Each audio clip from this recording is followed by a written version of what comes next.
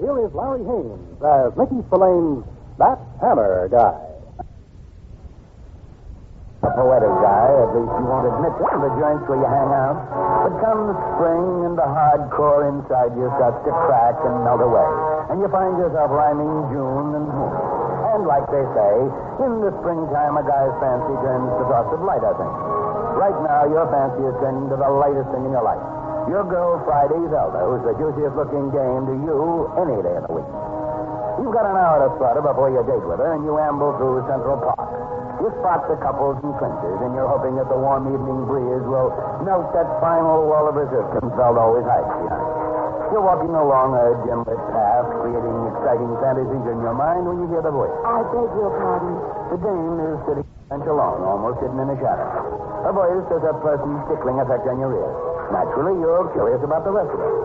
You got time, so you walk over to her. My lighter's in a stubborn mood. Could you help me? You strike a match, and the light wipes away the shadows. You like what you see. You like it so much, you gawk like a hick kid who sees a sideshow dance act for the first time. You'd better be careful. Huh? The match. You burn your fingers. The match? Oh, the match. Yeah, thanks. Thank you. Anytime. Nice match. Very. You, waiting for somebody? Okay, it's none of my business. No, I'm not waiting for anyone. Why? Kind of a funny place for a dame like you to be alone. I guess that's none of my business either. I'm not a dame. Well, just an expression I use loosely. Well, maybe you'd better tighten up your vocabulary. I'll take that under advisement. I'm sorry, I had no right to be so nasty. Everybody should be that nasty with me. I came to the park because I liked it here. Protective coloration, huh? I beg your pardon. The black dress you're wearing, and sitting here in the shadows. Protective coloration. I learned about it in biology once. Animals use it to hide from other animals of prey. I have nothing to hide. This, I can see. Thanks again for the light. Glad to miss that. Now, so long. Oh, wait. Yeah? You don't have to go if you don't want to. Well, I wasn't really. You're pretty sure of yourself, aren't you? Well, I've been known to make mistakes. Well, this might be a big one. I'll take my chances. A gambler? But me ought to, right? I like you. You're direct. My name's Martha Bowman. I like you, but you're not direct. I don't know what you mean. I mean, you're lying. What? About your name. Just what are you talking about? Your last name, it's not Bowen. No, then what is it? You tell me. Just what sort of a game is this? I suppose you tell me that, too. Now, excuse Look, me. I'm no cop. I'm not going to blow the whistle on you. You think When that... I lit your cigarette, I saw the monogram on your bag. The initials were M.J., and Bowman doesn't begin with J, even on a loose vocabulary, does it? I'm sorry I was nice to you. No, you're not. You want me here with you. That's the idea, isn't it? Where did you get that silly idea? You want me here because you're in some kind of a jam. Oh, ridiculous. You don't know what you're talking about. You know I do. Why are you sitting here in the dark? Why'd you give me that phony name? That doesn't prove a thing. Maybe this will. Dad, you can't go. You do that back to me. I'll scream. Go ahead. Yell your head off. You. Here's what I was talking about. This gun. A 45 is kind of big to carry around in such a small purse, or is that the latest Persian style? Give me that gun. Maybe after we talk. You give it to me or I'll get the police. You do, and you'll have to show them a license. The cops are real fussy about things like that. Now, what about that talk? It wouldn't interest you. Try me and see. All right, but do you mind if I light another cigarette first? When you hold up another match for her, you see her hand shake like a Model T going over a rough road, and the muscles in her face draw tight. You flick out the match and wait for her to begin. But you don't even hear her get to the first word.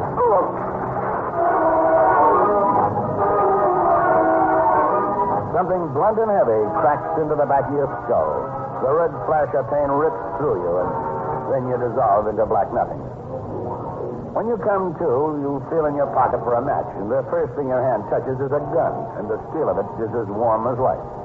After you light up the match, you see it's the same gun, the dame's 45, and 2 shells are missing from the clip. Then on the grass behind the bench, you see the dame herself with 2 circles of blood despoiling the front of her dress. She's dead, all right, and in your hand is the gun that killed her. You start looking through her handbag when you hear footfalls echoing down the walk. You make him out as he passes under a lamp. It's a cop, and he's in a hurry. The way things stack, you figure you got as much chance if you stick around as a bow-legged dame in a beauty contest. You get out of there in more of a hurry. Then you phone Velda from the base station. Don't tell me who this is. Let me guess. Look, Velda, there's a legit reason for my being late. But of course, something in the way of business came up. Yeah, the worst kind. For you. Will you give me a chance to explain? Why bother? Will you listen? I was walking across the park and I met this dame. Just 2 ships that passed in the night. Oh, thanks. I just as soon spare myself the details if you don't mind. It's nothing like you think. It was murder. You're telling me. Look, the dame is dead, shot to death, and it looks like I did it. Mike, you're not kidding. I'm not kidding. Now, look, there's something you got to do for me. All right, Mike, anything. Anything. You give Velda a fast rundown on what happened. Then you tell her to get in touch with your friend Captain Pat Chambers of Homicide, but not to let on to him. I'll call Pat right away. You start to feel better after you hang up. You know Velda can handle Pat okay. You're in a tough spot, but you got a dame on your side who can use her head for something else than a parking lot, perhaps. By the time you get to Velda's place, she's already talked to Pat. For a moment, you forget all about the jam. All you can think about is this appetizing dame, and you can't resist telling her. Don't you know there's a time and place for everything? We've got the place, and there's always time. Oh, what am I going to do with you anyway? Anything you want, and you know it. Well, right now, I want you out of this mess. Mike, you never should have run away. Well, I told you, Velda, the odds were stacked against me. I was a sitting pigeon. You could have explained anything to Pat. He's your friend. He's also a cop. And the way things were, he'd have been as official as me as that badge he wears. What else did Pat tell you? Just what I told you. Nothing on identification? They're making a fingerprint check. You sure her first name is Marcia? No, but it could be. And according to the monogram on that handbag, her last name began with a J. No idea why she was killed. I told you, I just met her. Well, all right. You don't have to holler at me. Well, you act like you still don't believe me. I want to, Mike. You can. It isn't going to be easy. Believing me? Finding the killer, there's nothing to go on. Just one thing. What? Found this watch in her pocketbook when I yanked out the gun. It was the only other thing in there. Women don't usually carry a watch like that. Yeah, but men do. And there's this inscription on the inside. To GM was a left from MJ, 1953. MJ, the girl's initials. Yeah. Well, that's something, Mike. Could be more. If I can trace it to the store where it was bought. Oh, wait. What? Something I forgot. Pat did say they had some chance of cracking the case. It's lucky you left that gun at the scene of the crime. The serial number? No, the serial number was filed off. Then... They did find fingerprints on the gun. That should help. Oh, yeah, great help. It'll help lead Pat right straight to me. 100 to 1, those prints on the gun are mine.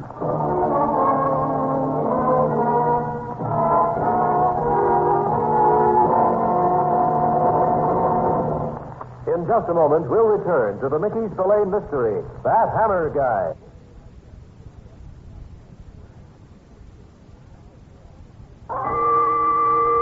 And now, back to the Mickey Spillane mystery, That Hammer Guy. So you're off and running in another rat race, only this time it's yourself you're trying to keep out of the trap. And so far, the only thing that's going to keep it from closing on you is that man's watch you got out of the dead dame's handbag. You and Velda do a tracking job. 2 days later, you trace the watch to a jewelry store on Madison Avenue. And from there, the trail leads to the Elms, a roadhouse up in Westchester where the right connections will get you into the back room, where the suckers flirt with Lady Luck on the green felt card and dice table. It's 9 p.m. when you amble into the joint, and you're greeted by a bamboo blonde who looks like she just stepped down from a GI's pinup collection. Hello. The way she says that is intended to make you feel like you're the last guy on earth. Are you alone? Terrible. I'm Dorothy Peters. Maybe I can help. I wouldn't be surprised, Dorothy. I'm here to help. Do what I can to lighten our patrons' evening. And pocketbook, too. Now, that is a crude remark. Oh, I'm a good guy. Actually, I like a man who doesn't pull his punches. Actually, I like a dame who can take it. Oh, we get along fine. Only time will tell. I have all evening. I wish I did. You know what haste made? Maybe we'll talk about the pros and cons of that later. Well, there's a cozy table over there in the corner. Why not talk about it now? Because right now, there's some talking I want to do with Ted Beckley, the character who runs this joint. Oh, he's expecting you? Mm-hmm. Ted's busy, I know. Suppose you tell him I've got to see him anyway. Well, you make it sound really important. A murder is always kind of important, especially to the one who gets killed. What's this all about? Well, right now, Dorothy, that's between Beckley and me. And that door over there marked private, that's Beckley's office. Yeah, you come on. I'll take you to Ted. Yeah, great. You wait here, please. Ted, there's someone outside. Oh, is it, Dorothy? No. The name is Hammer, Beckley. Mike Hammer. Who asked you in here? Can't you read? The sign on the door says private, and that means strictly. That's what I'm here about, Beckley. Something strictly private. He says it's something about murder to you. You a cop? I just keep this hat on because I didn't brush my hair this morning. Come on, what are you? A crude guy by nature, a private investigator by what they call profession. What's this murder stuff about? That's what I want to find out. You don't talk sense. I will. Get back out front, Dorothy. But Do what I tell you. Well, all right, then. Okay, Hammer, let's have it. There was a killing a couple of nights ago in Central Park, a dame. So far, she hasn't been identified. I traced the man's watch she'd bought a year ago to a jewelry store. According to the store's record, that watch was mailed here to a George Norton. Know anything about Norton? George used to be my partner. The dame who bought the watch gave me the name of Marcia Jordan. Know anything about her? Sure, Marcia used to work here. She was George's girlfriend before he took up with Dorothy. The dame who brought me in here. That's right. You see Marcia Jordan lately? No, not for 6 months. Not since that night it happened. Since what happened? Since that night George and Marcia went for that car ride. Since that night the Peekskill cop found George Norton in that car with 2 slugs in his head.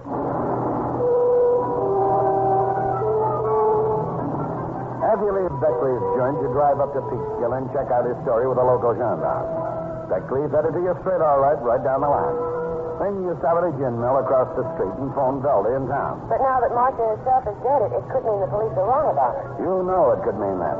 It could mean that she kept herself under wraps for 6 months to save her own skin. What now, Mike? What now? You feel as useless as a deep freeze in an igloo. You tell Veldy you'll see her at the office in the morning. All right, Mike, but take it easy, promise? Zelda knows you. She knows the frustration leads you to the bottle. You hang up, not making any empty promises. Then you go over to the bar and order a double bill. Mind if I join you? You tell the little guy with a mouthful of gleaming white choppers that you do mind. To be alone, that is bad enough. To be alone and unhappy, that is terrible. Look, if I want my fortune told, I'll go to a gypsy tea room. I'm only trying to be friendly. I got enough friends. And perhaps enemies too, huh?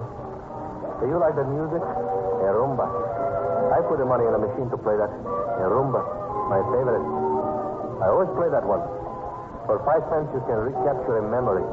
A song. One song can mean so much in your life. Look, whatever your name is... Carlos Gomez. And it's a pleasure to know you. That song. A sad memory. Even the moment I recapture it's not really mine. She was so beautiful, like a star. But she could never be mine. I danced with her only once to that song. I think inside she laughed at me. I was so nervous then, so clumsy. But I didn't care if she left. I would have done anything for her. Anything she asked, no matter what she thought of me. Beautiful. Like a star. Can you understand what I mean? Yeah, maybe I can, but what's the difference? Oh, it is especially important that you understand. Why me? Because perhaps in a way you can do something for her which I can't. Why should I do anything for her, whoever she is? Because you will be doing it for yourself at the same time. She was Marcia Jordan. What? I follow you here. I overhear what you said at Beckley's place. I'm a waiter there. Waiter, but I'm a man, too. None of them, they don't know what a man I am, and they don't know nothing about me. Soon I will laugh at them. Out loud, I will laugh. The Jordan name. Every time I play that music, I close my eyes. I see myself dancing with her. That one dance. I see myself not clumsy and nervous the way I was, but elegant, graceful. You said I could do something for myself. And for her. You mean about getting a killing? Yes. Well, what is it? Tomorrow night I will have what you want. I am sure. Well, what's the matter with tonight? No. You will have to wait till tomorrow. There will be no mistake then. You can meet me? You name the place and when, Gomez. The side street around the corner. 10 o'clock. You step out of your car, I will come to you. 10 o'clock. All right. I'll be there. Oh, she was like a star. So beautiful, but distant. You go back to town, and all the next day you're haunted by Carlos Gomez's pathetic dream of love, his tragic devotion to a dame as far out of his reach as a star. You're at your place, getting set to drive up to Peekskill for your meeting with Gomez. Hello? Is this Mike Hammer? Yeah. Oh, I'm glad I got to you before you left. Who is this? That's not important. I had to talk to you before you went up to meet Carlos Gomez. Well, how did you know about Don't that? ask any questions. Just listen to what I got to say to you. I just found out what Gomez is going to pull on you. He isn't going to give you what you're looking for. Who told you I had an appointment with Gomez? Please, will you just listen? You want to stay alive, don't you? Yeah, I'm sure you sort of have it now. Well, you won't if you meet Gomez. Believe me, the minute you step out of your car to meet Gomez, you'll get the same as the others got. 2 bullets through you. See ya? You've got a good idea who made that call, but you're not checking back on it just yet. Now you're not sure what to expect, so you make ready for any kind of a twist. That warning, you figure, could have been a gimmick to sidetrack you, and then again, it could have been legitimate. So you get hold of Zelda, and you two work out an emergency arrangement. You drive up to Peekskill to meet Carlos Gomez the way you set it up with him. The side street is as dark and deserted as a losing candidate's headquarters an hour after the election results are in. You're parked right in the middle of the block. You figure the car up ahead is Gomez. You wait a second and then open the door. It won't be long now till you find out just what Gomez's intentions are. You lift the dressmaker's dummy from the seat beside you and push it on the sidewalk. Gomez makes his intentions known just 1 second later.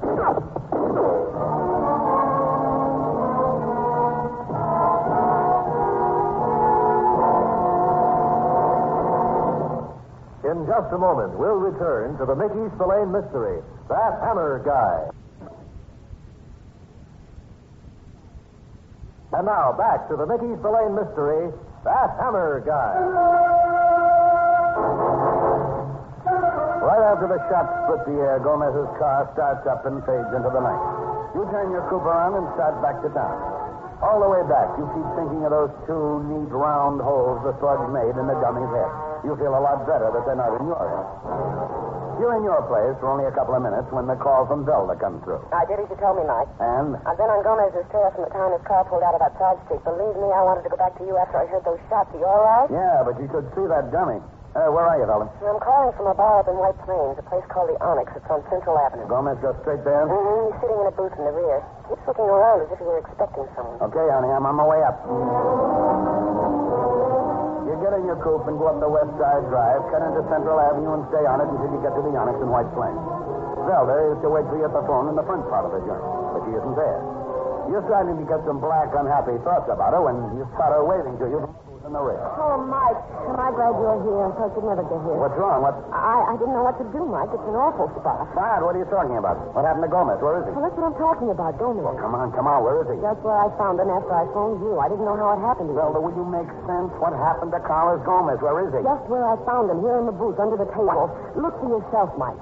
He's dead.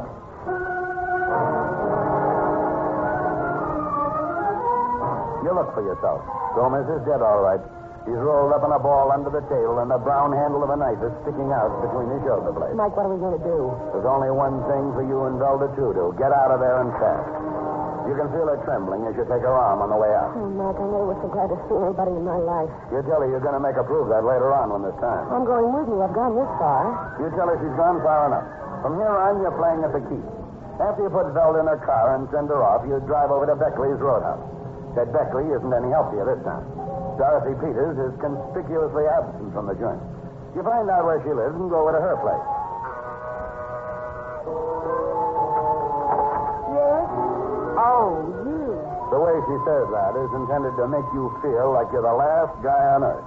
But the last guy she wants to see. What do you want? First, I want to thank you for lightening my evening. After what you're talking about. I'm talking about that phone call you made to me before I left for my appointment with Gomez. Phone call? Gomez, you're not making sense. According to the switchboard record downstairs, I'm making a lot of sense. You made a call to my number. So the least I can do is to thank you for my life. I'm curious. Why did you bother? Yeah, Dorothy, why did you bother? Go ahead in, Hammer. This time I'm inviting you. I don't see how I can refuse your invitation, Beckley. I don't see how either when it's engraved on this 45. Inside, both of you. So you weren't feeling well tonight, huh, Dorothy? Sick. So you couldn't come to work. You're going to be even sicker. I followed you here, Hammer. Failing me has turned out to be a sort of a national sport. I followed you because you gave me sort of a shock when you showed up at my place alive. You know what I mean? I can guess. Dorothy here doesn't have to guess. She knows. Don't you, Dorothy? Well, no, Sure she does, Hammer. She knows I had you tabbed for the same place I sent George Norton. I had it set up nice and neat. Carlos Gomez was going to put on another shooting session for me, just like he did on Norton. But somebody tripped up me and Gomez. And it's a good thing Gomez isn't alive to hear about it. He'd be awfully disappointed. Gomez is dead? Didn't break my heart. I figured I didn't need him anymore. I had somebody pay him off at the Onyx bar over in White Plains. Now to you, Dorothy. Somebody tipped Hammer off. That somebody was you. Well, no, kid, I wouldn't do a thing like that. Besides, how would I know? You didn't tell me. Nobody knew about the deal I had with Gomez except you. But you didn't tell me, Ted. Right, I didn't. Well, then how could I know? I tried to figure out how Hammer got wise, and then I remembered. I remembered you were standing outside my office last night when Gomez walked out, and you had your ear to the door. You heard what we said. All right, Ted, I heard. Well, I can say thanks again anyway, Darcy. Why did you do it? Why? Martha Jordan. What? She wasn't a bad kid. She promised me, Ted, you wouldn't keep after her. She promised me as long as you kept your mouth closed about George Norton, you'd let her What alone. was she to you? Nothing. Just a nice kid. Too nice to get what she ended up with. What's the matter with you? Are you crazy? I set up a nice spot for us. I get Norton out of the way so the club is mine. Ours. And then you go pull a rotten, lousy trick like that. I couldn't help it, Ted. You can't go on killing. I had to stop you somewhere. Just had to stop you. No wonder you didn't call the cops. I just wanted to stop you, that's all. And she did, Beckley. Not yet, Hammer. There's still you. And her. You won't get away so easy this time. I'll take my chances. Now get over there with her. Go on, get over there. You move over next to the dame. You can see she doesn't feel any way about it. But with you, it's different. Like I said, I'll take my chances. And you'll take yours. You don't know just how, but you do know you don't have much of a choice. But when the door buzzer starts to cough, you get an unexpected choice. Beckley takes his eyes off you for an instant, and in that instant, you take off with a flying leap head first. You hit him with all you've got, and the wind hisses out of him like gas is squirting from a jet. He goes down and starts to roll on the floor like a lopsided apple. The gun is still in his hand, and he can still make a lot of trouble for you. So you bend over him, and with the back of your hand, back him right behind the ear. From then on, he's a sleeping rabbit. The buzzer is still sounding off. You go to the door and open it. And you find out the twists aren't finished for this evening yet. Well, it took you long enough to answer. Zelda glares at you like the schoolgirl who finds her boyfriend carving another kid's initials on a tree. I followed you because I thought you might need me, and what happens? I find you in another woman's apartment. You tell her you've never been so glad to see anybody in your life. You're going to have a job proving that. Everything is proven for you when you bring her in and show her back. On the way back to town, she tells you how sorry she is. I am, Mike. I'm so sorry for Miss Dudley. But the way things stack up, you're not a bit sorry. Because that final wall of resistance, all that keeps between her and you, starts to crumble into beautiful dust.